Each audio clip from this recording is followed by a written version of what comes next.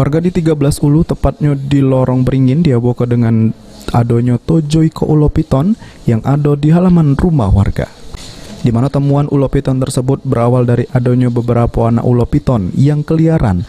Sudem itu juga ada anak ulo piton yang sudem naik motor salah sikok warga, sehingga pas dibongkar warga temuko ulo piton tersebut di jero motor.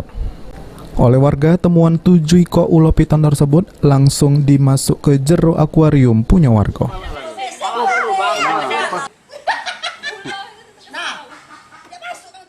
Ceritanya pacak masuk dalam motor itu.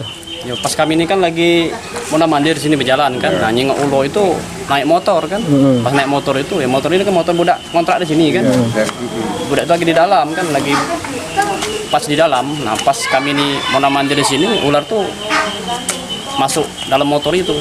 Ada yang keluar dari motor itu. Pas dibongkar adanya anu berapa ekor dalam motor itu? Siko ada. Siko ada. Ya, kalau yang keliaran banyak. Terus juga ketemu lagi dalam rumah siko juga. Dalam rumah. Memang sering berkeliaran ular. Iya. Atas temuan ulo piton tersebut, warga 13 Ulu diharapkan lebih berhati-hati dari binatang berbahaya ini, khususnya ulo piton. Irawan, PAL TV.